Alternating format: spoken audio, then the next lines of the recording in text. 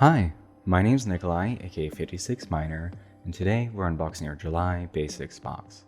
This month's box is all about tinted graphite pans. We'll go over how to use them, how to combine them with different materials, and I'll share some tips and tricks that I picked up on my art journey. Let's get into it. For our service this month, we have a SketchBox exclusive watercolor paper pad from the Rembrandt Company.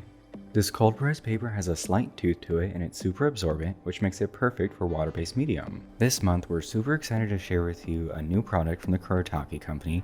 It's going to be the Gonzai Tambi tinted graphite pans. These pans are great because they offer us a lot of color, but still the wide value range that you'd expect from a graphite-based medium. Let's grab the SketchBox signature flat shader included in this month's box and use it to explore the colors in our pans. By adding a little bit of water directly to our tinted graphite pan, we can start to activate some of that pigment. Now, working straight from the pans, you'll notice that we get a really rich, almost black color. The more you dilute these pigments, the more of that color will be revealed. Just by using a bit of water, we can push out that really dark pigment and fan it into a nice gradient. And thanks to the flat edge on our shader, we can get nice graphic shapes. If you want to go in and darken any areas, I suggest working on that surface while it's still wet, so the pigment can kind of spread on its own. That way you don't have to work it too much. Now our tinted graphite pans are going to be semi-staining, which means that they won't lift once they're dry, and that'll allow us to get nice graphic overlays. And due to the graphite in these pans, we can actually lift some of our darker areas once they're dry. So our color of these pans is going to be staining, but the graphite itself will move a bit if you go over it with water. And because our colors are fairly desaturated, we won't get too much color mixing between pans. One fun technique that's going to be specific to this medium is the fact that we can polish it once it's dry. I'm going to be using a spoon here, but you can really use any metal object just as long as it doesn't tear that paper up. So using that kind of rounded, blunt side of the spoon, I'm going to go in small circles, and this is going to reveal a more metallic sheen that you'd expect of a graphite-based medium. Now, video really doesn't do it justice, so definitely try this out at home. Let's grab the next item in our box, the water-soluble pencil in HB from Derwent. HB pencils are great for sketching because they're not too dark but not too light, and because of the water-soluble nature of that graphite, we can come in with our brush and a little bit of water and smooth out those lines. This month, I thought it'd be fun for us to go back and revisit a few of the things that we've learned so far this year. So let's combine what we learned in February with our technical drawing box, and what we learned in March with attributing form. So we're going to create a more three-dimensional object this month. I'll start by sketching in a rough cylinder just to give myself some guide, and then go in and start to build out a vase shape.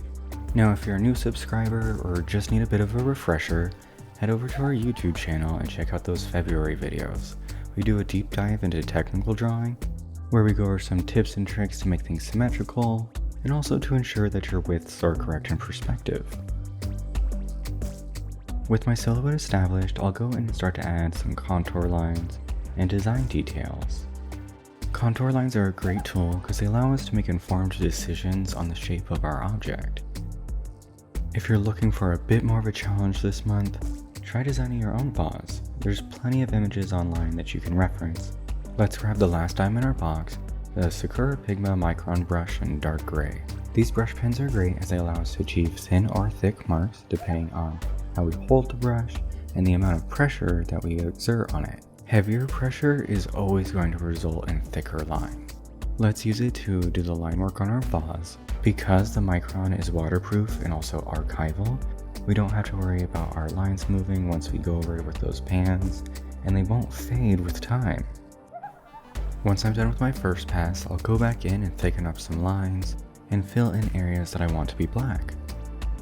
Now, if you don't want to make a vase this month, try using our prompt shade in order to get those creative juices flowing. The deep and tranquil colors of our Gonzai Tambi pans are great for rendering light, so shadow areas are something that will be really fun with this medium.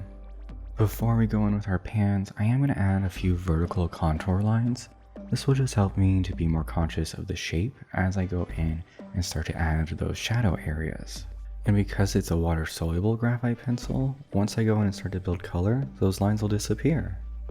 Now the first thing I'm going to do is take some of that diluted red and use it to tone the area of our vase. This will help to make it have more consistent color down the road. And we're going to build value by doing thin layers.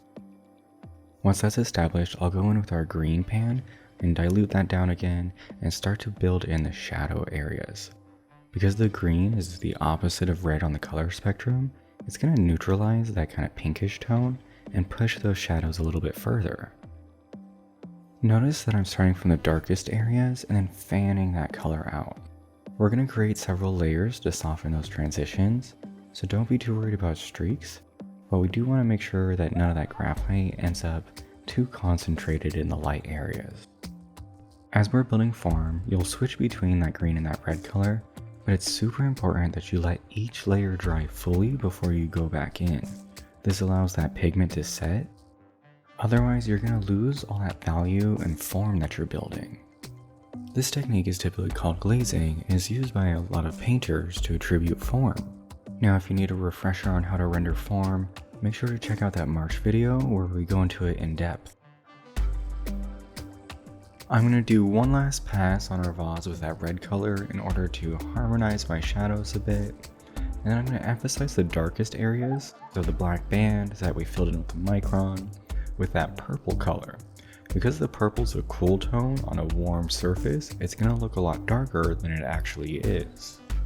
Now that we've gone through the hard part of creating structure and attributing form, we can have some fun and decorate our vase.